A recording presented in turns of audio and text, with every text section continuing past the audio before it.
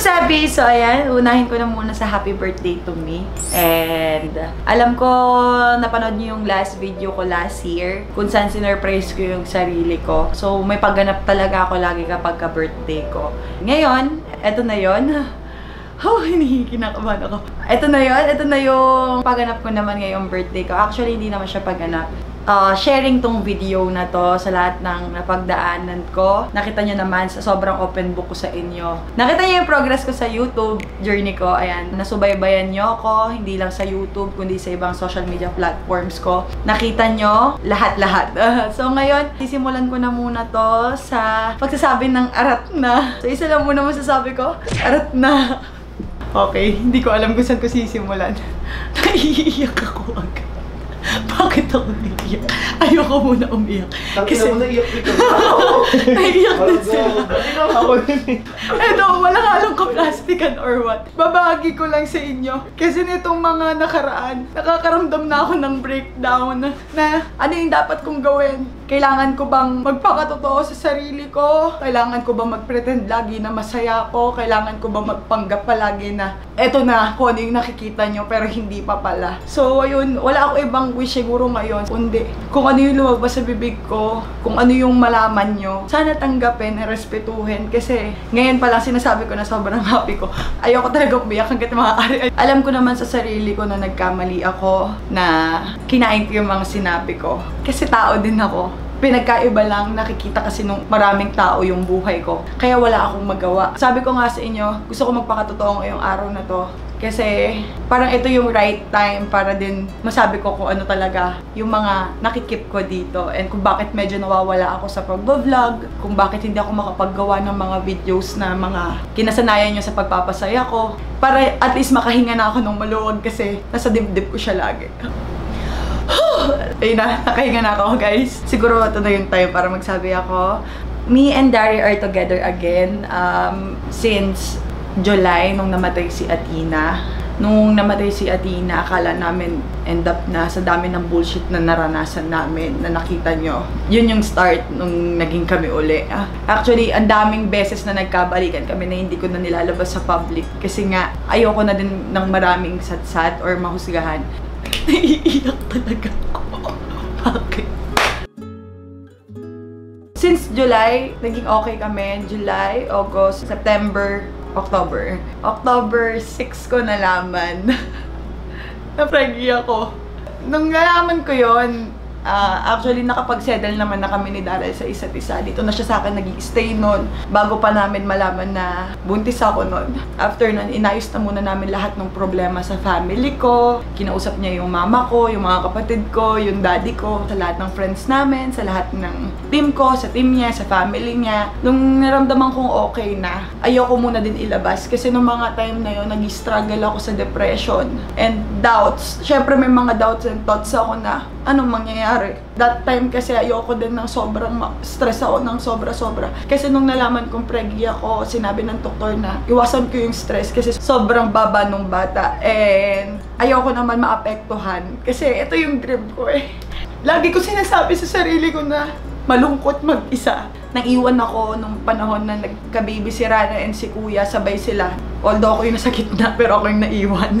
Pero ngayon, happy ako and proud ako na sinasabi ko to kasi after lahat ng struggles na naranasan ko, masasabi ko sa sarili ko na thank you Lord. Kasi may bunga lahat ng paghihirap ko, pagtitiis ko, pagdadasal ko, na sana one day ibigay din sa akin ko ano yung para sa akin. And naniniwala ko, ito yung oras na yon. Ito na siguro yung para sa akin, hindi lang para sa akin, para sa amin. Proud lang ako. Gusto ko sabihin na hindi to mistake, hindi to karma, blessing to galing kay God. And ito yung pinakamagandang regalong natanggap ko ngayong birthday ko. Sa 22 years na nabubuhay ako, ngayon ako nakaramdam ng excitement. Nag-e-enjoy ako na sobrang saya ng puso ko. Parang tumatalon yung puso ko, yung imagination ko kapag nakikita ko. Pag naglo-look forward na ako agad sa mga mangyayari. Kasi at least ngayon, magkakaroon ako ng sarili kong family na matatawag kong sariling akin. Gumuhuman yung mundo, ano man mangyari. Meron na akong forever. Meron naman ng Lucas, si Kuya Lucas. Magkakaroon na siya ng kapatid. Ayun. Ay, gusto ko lang mag-sorry sa lahat po nang na-disappoint ko. Alam ko hindi ko kailangan magpaliwanag, hindi ko kailangan mag-sorry, pero nandito ako para lang ma-clear na lahat kasi ayoko na din po talaga ng stress. Pa-birthday niyo na lang tsaka pamasko niyo sa akin. Sa mga totoong supporters ko, magiging masaya pa sila para sa akin. Sa mga ibang tao naman, hindi ko na masisisi kung ano yung mga gusto nila sabihin, gano'n. Dapat mas kailangan namin maging matured para sa isa't isa, para less toxic na, puro good vibes na lang. Sabay-sabay natin kamigin yung blessing para makapag-share din tayo sa iba. So, sinishare ko to sa inyo, guys. Natatawa kasi ako kasi nag-iiyakan sila. Sinabi ko ayoko umiyak. Bakit mo kasi kayo umiiyak? Hindi ko pwedeng masira para sa'yo. Sobrang thankful ko sa family ko, sa Team Sebi, lalong-lalo na kay God and kay Daryl. Si Daryl kasi nakita ko talaga yung pagbabago sa kanya. Hindi pa namin alam na buntis ako. Dumating sa point na sinorender niya lahat, sinettle niya lahat para lang magkaroon ako ng peace of mind na eto na ako, nagbabago ako para sa'yo. Nung tinanggap ko siya, mas lalo niyang pinatunayan sa akin. May mga effort siya na dating hindi ko nararamdaman. Ngayon nararamdaman ko na parang, ito pala yung bunga ng pagbabago. So, ayun, tawagin natin si DJ. Yay! Hindi ko alam yung sabihin. Wala na. Wala na akong idea. Tangina mo, magsalita ka. Ano sabihin mo? Sabi mo lang kanina, punta na ako. Di ba mas maganda nga dapat yung gaganon ako? Hindi, sinabi ko na nga, upo ka na dito. Ayun na. Ayun na si DJ, guys. First video uli natin to together. December pa, no? December pa, oo. Wala akong idea kung ano yung mga pinagsasabi mo kanina. Kasi pinaalis ko siya. Sabi ko, Naiya daw siya kapag nasa ganyan siya. So sinabi ko na sa kanila na pragi ako. So ayun. Sino? Pragi ka? Wow! Wow! Joke lang. Bakit mo kasi ako tinitignan ng ganyan? Nakikita ko kahit nandito ako eh. Man! Huwag kang ganyan. Okay. Camera ako titingin. Sa camera ka. Ano magagawa ko? Di ko mapigilang tingin. Wow! Wow, bana! So, Uy, ngayon lang ako nag-birthday ng okay talaga tayo. Actually, tinitake namin to ng December 11 na ng oras na. 3:30. Naging okay kami ng July. simula nung namatay si Athena, pero nung mga panahon na yun, hindi ko na rin in-expect na magiging okay tayo nun. Diba? Sobrang dami nang nangyari sa amin. Siyempre, alam nyo na, sobrang toxic. Pero bago yung quarantine kami kasi noon na hindi lang namin nalabas. Sinabi ko sa kanila na madaming beses na talagang nagiging okay tayo. Kaya lang hindi na lumalabas sa public. Tapos, ayun, nung namatay si Athena, sinusumpa ko siya that time. Ganon din siya sa akin. Hindi namin alam, parang biglang nagkaroon ng magic. Malay mo tayo talaga, di ba? Diba? Pero siguro talagang si God na talaga yung... Kasi marupok. Hindi lang naman ako yung marupok, guys. Oo naman, ako aminado naman ako. Lalo na to, kaya ako nagiging marupok kasi makulit din siya. Kumbaga si Athena yung way. Parang sabi siguro ni Athena, tangina, hindi ko na kaya yung nakikita ko sa inyong dalawa. Siguro siya nakikita niya ni God na meron pa kayong iaayos. Kung hindi naman talaga kami maayos ngayon, hindi naman ibibigay sa amin tong baby. August 7 yung nabuntis siya.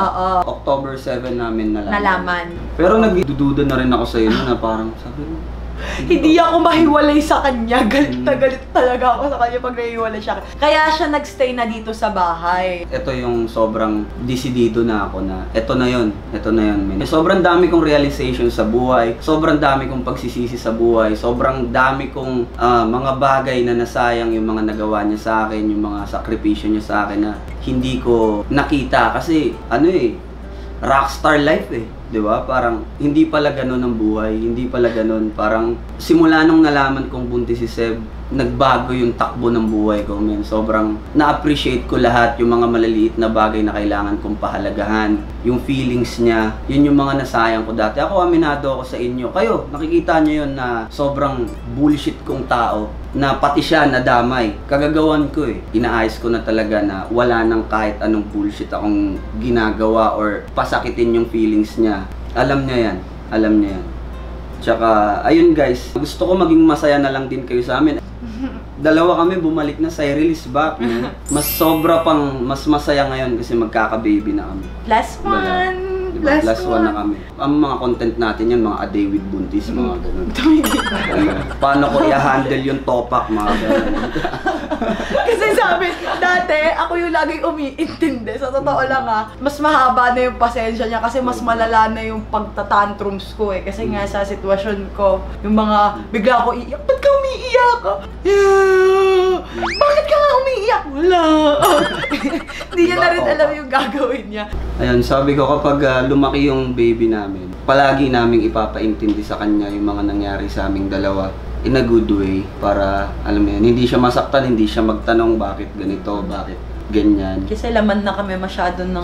Sobrang controversial naming dalawa eh. Ako kasi talaga yung klase ng tao na oo, marupok ako sa marupok ako. Pero hindi ko kasi nakikita yung sarili kong mapapalit-palit na lalaki or mapunta ako sa ibang lalaki. Hanggat maaari, kung sino yung mahal ko yung paglalaban ko yun, magtitiis ako doon, mag-aantay ako ng tamang time. Siguro tamang ito panahon lang talaga. Ito yung nagbigay ng kulay ng lahat, lalo yung nagka-baby kami. Wala akong kailangan patunayan sa tao. Dapat sa sarili ko muna, patunayan ko na mag-aayos ako. Siguro, kaya binigay sa amin tong baby. Kasi alam ni God na nag-aayos na ako. Yeah. Simula nung naging okay kami, wala kaming naging issue ulit ni Sed. Talagang kung ano yung mga happy moments namin, sa amin na lang, hindi na namin kailangan i-ano. Sobrang saya lang sa feeling na ganito pala yun, ganito pala yung feeling nun. Lahat ng mga napapanood ko sa movie, yung haharap sa tata, yung namamawis ng lamig, tangina men, naranasan ko yun sa totoong buhay men. Isipin mo, isasabihin niya sa daddy niya na buntis siya, ako nag-aantay ako dun sa kotse ko, putang ina, pawis na pawis ako ng lamig men. Hindi ko alam paano haharap sa tatay mo, akala ko bubugbugin ako ng tatay mo, pero ang sarap-sarap lang sa feeling, parang ang bless namin na ganun yung nangyari, naging okay sa lahat. Minsan pag dalawa lang kami dito sa kwarto, nag-uusap kami, sabi niya, maghihiwalay pa kaya tayo? Sabi ko, mag-aaway tayo, pero pilitin natin wag maghiwalay. Nasa tamang edad naman na tayo, hindi na tayo naglalaro eh. Buhay na to eh. Future na yung usapan dito eh. Ang dami namin plano, sa totoo lang. Ang dami namin mga pakulong ibibigay sa inyo, lalo sa mga supporters naming dalawa. Kaya ayun, love. Ayun lang. Ang importante lang doon okay na sa lahat. Makakahinga na ako. Yun yung gabi-gabi kong iniiyak. Ano mangyayari bukas? Ano mangyayari sa birthday ko? Ano mangyayari sa ganito? Ano mangyayari sa ganyan? And first time niya pala ako na surprise nung kasama yung family. Sobrang thankful and grateful ako. Kasi first time ko magkakaroon ng birthday celebration na parang family na talaga. Yung parang matatawag ko na yung sarili ko na legit mommy na. Kasi diba si Lucas, makamama pa rin siya. Excited ako kasi dalawa na sila. Thankful. Thank you, Skastakli! Thank you, Skastakli, gago. Ay, ko nagbigay. Oo. Di bunga naman ng love. Oo. Hindi kaya talagang pinaranas muna sa atin yung mga ganun bago tayo maging ganito? Iwas na lang din tayo sa mga bagay na makakasama sa atin. Yeah. Tapos na yun, napagsisihan na namin okay yun. Na, ako, nagsisi ako talaga. Ang gagawin na lang natin ngayon, lalo-lalo na magki-Christmas, birthday ko, puro good vibes na lang. Magmahalan tayong lahat. Yes. Lalo't ngayon magpapasko. Yes, thank you for watching guys. Sana Hashtag Cyril is back. Cyril is back. Diba? Bawal, tatali ko na to. Promise, itatali ko na to. Sahatingin na siya ng tatay ko. Itatali ko na to. Hindi, sa akin naman na siya eh.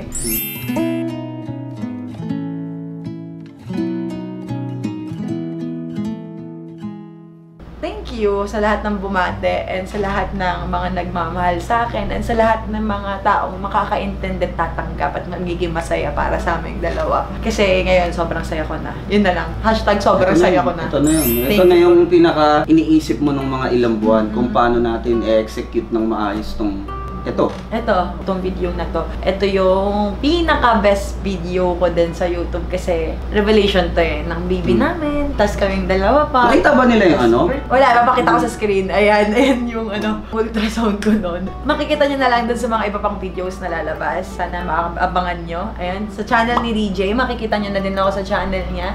And yun nga, sa kagaya ng sinabi ko, puro good vibes na tayo. Wala nang halong drama, toxic, or kahit na ano. Yun na yung maipapromise namin. Puro pagmamahal lang lahat. Yes. Thank you guys for watching. Ayoko na mag-outro or channelin, maboldi pa. Maraming salamat po. Nice. Yes.